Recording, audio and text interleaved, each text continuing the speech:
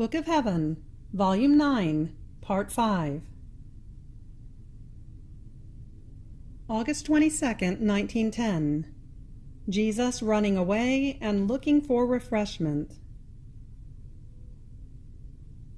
Continuing in my usual state, having lost consciousness, I saw many people who were putting blessed Jesus to flight, and Jesus was fleeing and fleeing. But wherever he went, he could find no place, so he would flee again. Finally he came to me, all dripping with sweat, tired, afflicted. He threw himself into my arms. He clung tightly to me and said to those who were following him, "From this soul you cannot make me flee." Humiliated, they withdrew, and he said to me, "Daughter, I can take no more. Give me some refreshment." And he began to suckle from my breast. Then I found myself inside myself. September 2nd, 1910. One should pay attention to what he must do, not to chatter. I was thinking about Jesus carrying the cross to Calvary, especially when he met with the women, and he forgot about his pains and occupied himself with consoling, answering, and also instructing those poor women. How everything was love in Jesus. He was he who needed to be consoled, yet he was consoling. And in what a state he was consoling! He was all covered with wounds, his head pierced with most pricking thorns, panting and almost dying under the cross. And he was consoling others. What an example! What a humiliation for us! A little cross is enough to make us forget the duty to console others. So I remembered the many times in which, finding myself oppressed by sufferings or by the privations of Jesus that pierced and lacerated my interior through, and being surrounded by people, Jesus would spur me on to imitate him in this step of his passion. And I, though embittered down to the marrow of my bones, would strive to forget about myself in order to console and instruct others. And now, finding myself free and without having to deal with people, because of and thanks to obedience, I was thanking Jesus, for I no longer found myself in those circumstances. I feel I can breathe a freer air, to be able to occupy myself only with myself. And Jesus, moving in my interior, told me, "My daughter, yet for me it was a relief, and I felt as though refreshed, especially in those who were truly coming to do good. In these times, truly, there is a lack of those who cast true interior spirit into souls, because not having it themselves, they cannot infuse it in others. So they teach souls to be touchy, scrupulous, light, without a true foundation of detachment from everything and from everyone. And this produces sterile virtues that go about blooming, and they die. And some think they make progress with souls because they reach minuteness and scrupulousness. But instead of progress, these are true hindrances that ruin the souls, and my love remains on an empty stomach with them. Therefore, since I have given you much light about the interior ways, and I have made you comprehend the truth about true virtues and true love, since you are in the truth, through your mouth I could make others comprehend the truth about the true path of virtues. And I felt contentment because of this. And I, but blessed Jesus, after the sacrifice I would make, they would then go around talking. And so obedience, justly, has prohibited the coming of people. And Jesus, this is the error, that one pays attention to chatter rather than to the good one is supposed to do. About me also they chattered, and if I wanted to pay attention to this, I would not have accomplished the redemption of man. Therefore, one must pay attention to what one must do, and not to what people say, and chatter remains with those who make it. September 3rd, 1910. That which Jesus does to one soul affects all others. As I was in my usual state, blessed Jesus came as a child. He kissed me, he clasped me, he caressed me, and he returned many times with kisses and embraces. I was surprised that Jesus had so exceeded with me, most miserable one, being with me amid kisses and embraces.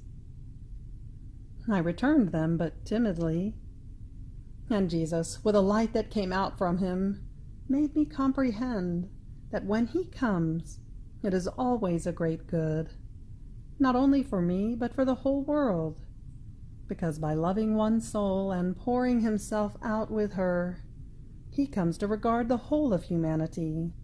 In fact, in that soul there are many bonds that unite everyone.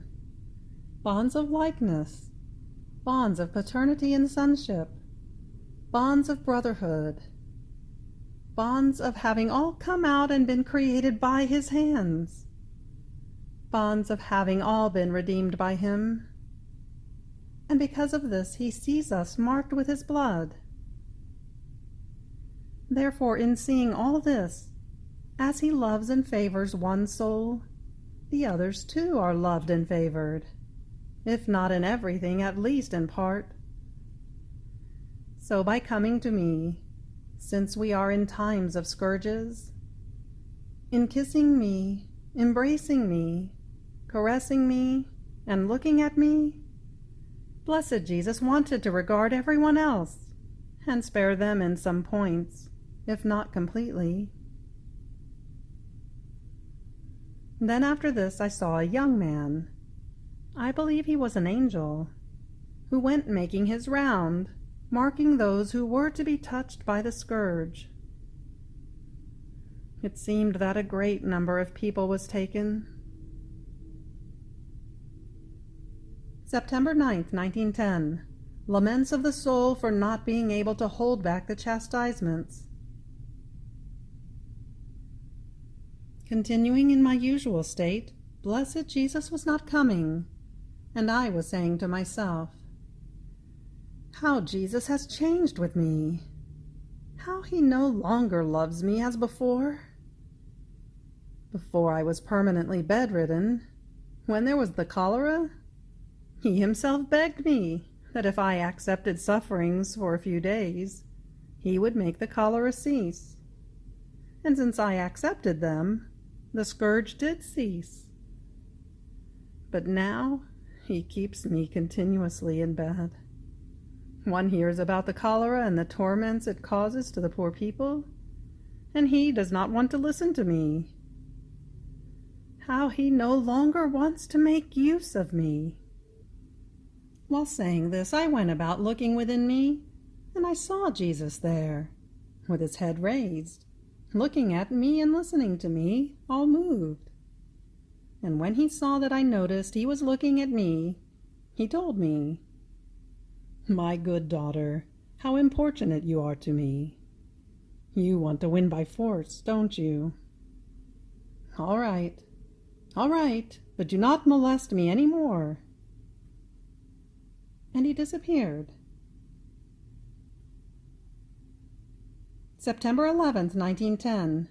Jesus wants love, truth, and rectitude from souls. A soul perfectly united to the divine will makes mercy win over justice.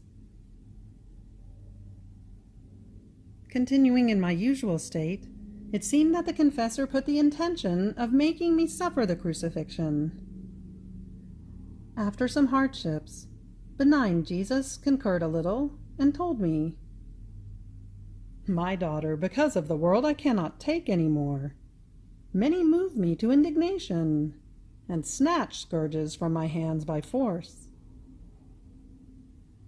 And while he was saying this, there seemed to be a pouring rain that was causing damage to the vineyards. Then I prayed for the confessor, who seemed to be there present. I wanted to take his hands, to have him touched by Jesus. And it seemed that Jesus did it. I prayed him to tell what he wanted from Father, and Jesus said to him, "I want love, truth, and rectitude. That which renders man most dissimilar from me is not being armed with these prerogatives." And as he said love, he seemed to seal all of his members, his heart, his intelligence, with love. Oh, how good is Jesus! Then afterwards, having told Father what I wrote on the 9th, I remained doubtful, and I said to myself, "How I wish I would not have to write these things, if it is true that Jesus suspends the scourge to content me, or if it is my fantasy." And Jesus told me, "My daughter, justice and mercy are in a continuous fight, and the victories of mercy are more than those of justice. Now, when a soul is perfectly united with my will, she takes part in my actions ad extra, and as she satisfies with her sufferings, mercy obtains its most beautiful victories over justice. And since I delight in crowning all of my attributes with mercy, even justice itself, in seeing myself being importuned by the soul united with me, in order to content her, I surrender to her, because she has surrendered all of her things in my will. This is why I do not come when I do not want to surrender, because I don't trust that I can resist without surrendering. So what is your doubt? September 22nd, 1910. Each virtue is a heaven that the soul acquires. This morning, continuing in my usual state, Blessed Jesus came for just a little and told me, "My daughter, each virtue is a heaven that the soul acquires. Therefore, as many virtues as she acquires, so many heavens does she keep forming.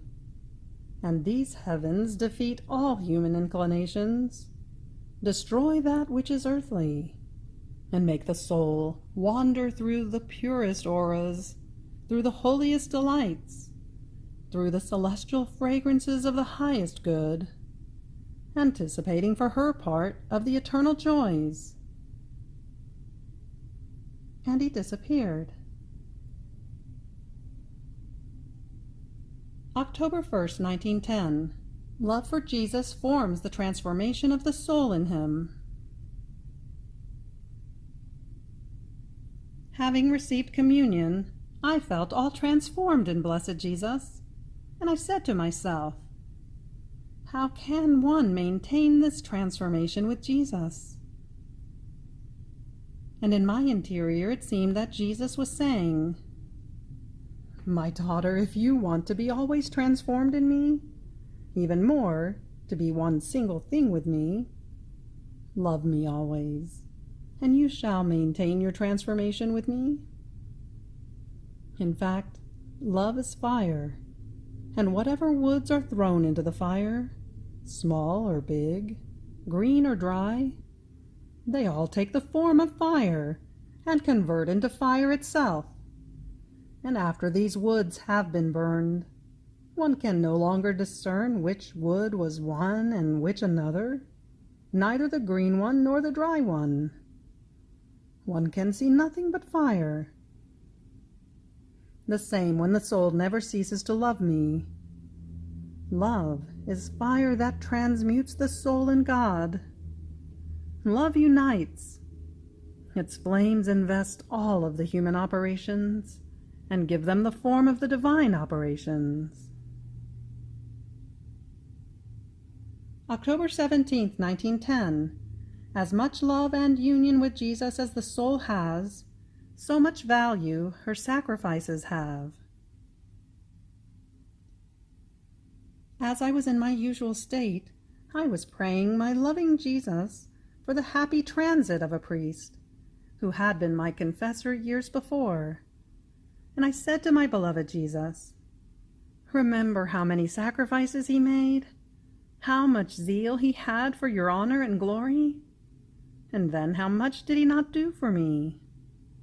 How much did he not suffer? On this point you must render him to us by letting him pass even into heaven." And blessed Jesus told me, "My daughter, I do not look so much at the sacrifices, but at the love with which they are made, and at the union with me that they have. So the more the soul is united with me, the more I take into account her sacrifices. If the soul is more tightly united with me, I take great account of her littlest sacrifices, because in the union there is the measure of love, and the measure of love is eternal measure that has no end and no boundaries. On the other hand, with a soul who may sacrifice herself very much, but is not united with me, I look at her sacrifice as that of a stranger, and I give her the remuneration she deserves, a limited one. Imagine a father and a son who love each other. The son makes small sacrifices, and the father, because of the bond of union of paternity, of sonship, and of love, that is the strongest bond, looks at these small sacrifices as a great thing. He is triumphant. He feels honored. He gives all of his riches to his son, and dedicates all of his attentions and cares to his son. Now consider a servant who works all day long, is exposed to heat and to cold, is at the command of his master, and if necessary stays up even at night on his behalf. And what does he receive? The miserable remuneration of one day, such that if he does not work every day, he shall have to starve. Such is the difference that passes between the soul who possesses union with me and the soul who does not possess it. While he was saying this, I felt I was outside of myself, together with blessed Jesus. And again I said to him, "My sweet love, tell me, where is this soul?"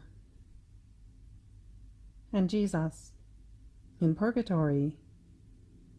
Oh, if you saw in what light he is swimming, you would be amazed. And I, you say that he is in purgatory, and then you say that he swims in light? And Jesus, yes, he finds himself swimming in light, because he had kept this light in deposit, and in the act of dying, this light has invested him and shall never leave him. I understood that this light was his good works done with purity of intention. October 24th, 1910. Disturbance and its effects. Everything comes from the fingers of God. I was highly afflicted because of the privation of my lovable Jesus, and having received communion, I was lamenting because of his absence. And Jesus told me in my interior, "My daughter, sad things, very sad things are happening and shall happen." I was frightened. So various days went by without Jesus. I just heard him repeat often, "My good daughter, patience with my not coming. Later I shall tell you why. So I went on embittered, yes, but peaceful, when all of a sudden I had a dream that saddened me very much and also disturbed me. More so, since not seeing Jesus, I had no one to whom to turn in order to be surrounded by that aura of peace that only Jesus possesses. Oh, how a disturbed soul is to be pitied! Disturbance is an infernal air that one breathes, and this air of hell casts out the celestial air of peace and takes the place of God in the soul. Fuming with this infernal air in the soul, disturbance masters her so much that with its infernal blow it makes even the holiest, the purest things appear as the ugliest and most dangerous. It puts everything in disorder, and the soul, tired of this disorder, is soaked with the stink of this air of hell. She is annoyed by everything and feels boredom for God himself. I did feel this air of hell, not inside of me, but around me. Yet it did so much harm to me that I no longer cared that Jesus was not coming. Even more, it seemed to me that I didn't even want him. It is true that the thing was very serious, not a bagatelle. It was that I had been assured that I was not in a good state. Therefore the sufferings, the visits of Jesus, were not will of God, and I was supposed to stop it once and for all. I am not saying everything about it, because I don't think it is necessary. I wrote this only to obey. Then the following night I saw water pouring down from heaven like a deluge, such as to cause great damage and bury entire towns. And the impression from that dream was such that I didn't want to see anything.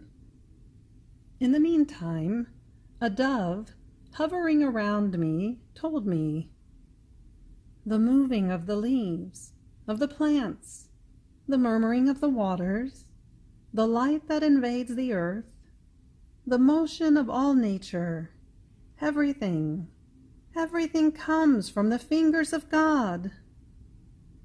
Imagine if your state alone should not come from the fingers of God." So when the confessor came, I told him everything about my state, and he told me that it had been the devil in order to disturb me. I remained a little bit more peaceful, but like someone who has suffered a grave illness. October 29th, 1910. The 3 weapons to defeat disturbance. As I was in my usual state, it seemed that Jesus made himself seen for a little, and I said to him, "Life of my life, my dear Jesus, during these past days I have been disturbed, and you, who have been so jealous of my peace, have not had a single word for me in these past days to give me that peace that you so much want." And he, "Ah, my daughter, I was scourging and destroying cities and burying human lives. This is why I have not come. On this day of respite, for then I shall take up the scourge in my hand once again. Immediately I have come to see you again. You must know that if I did not reward the things done with purity of intention, the upright works, and everything that is done for love of me, I would fail a duty of justice, and all of my other attributes would remain obscured. Therefore these are the 3 most powerful weapons to destroy this poisonous and infernal slobber of disturbance. So if the necessity to chastise should force me not to come for a few days, and this air of hell wanted to invest you, Put these three weapons against it: purity of intention, work of victim, upright and good in itself, and sacrificing yourself for me with the sole purpose of loving me, and you shall defeat any disturbance, and shall cast it away into the deepest hell. And with your indifference, you shall turn the key, so that it may no longer be able to get out and molest you. November 1st, 1910. The consummation in the unity of wills forms the supreme unity. Continuing in my usual state, Blessed Jesus came for just a little and told me, "My daughter, the supreme unity is when the soul reaches such tightness of union with my will as to consume any shadow of her own will, in such a way that it is no longer possible to discern what one is my will and what one is hers. Then my will becomes the life of this soul, in such a way that whatever thing it may dispose over her, as well as over others, she is content with everything. Anything seems to be suitable for her: death, life, cross, poverty, and so forth. She looks at all of these as her own things that serve to maintain her life.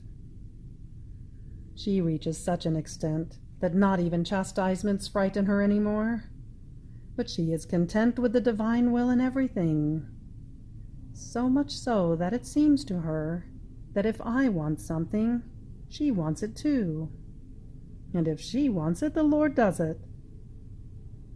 I do what she wants, and she does what I want. This is the final breath of the consummation of your will and mine, that I have asked of you many times, and that obedience and charity toward the neighbor have not conceded you. So much so that many times I have surrendered to you by not chastising. But you have not surrendered to me, to the point that I am forced to hide from you in order to be free when justice forces me, and men reach the point of provoking me to take up the scourge in my hand and chastise the peoples.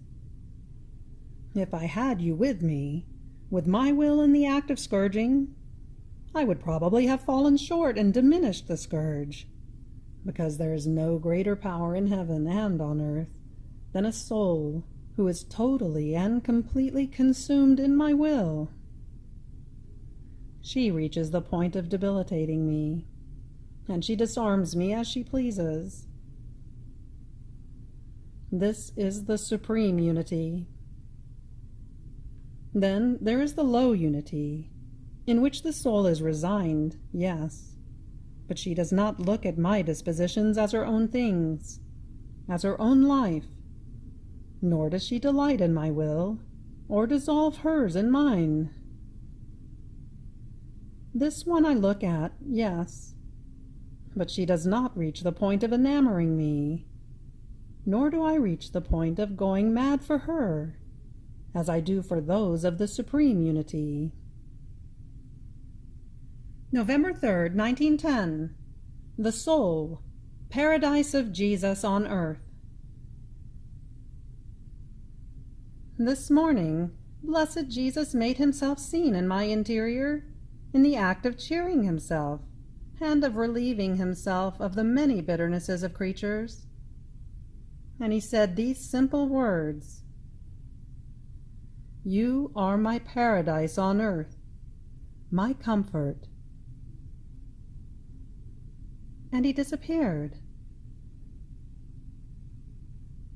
Deo gratias.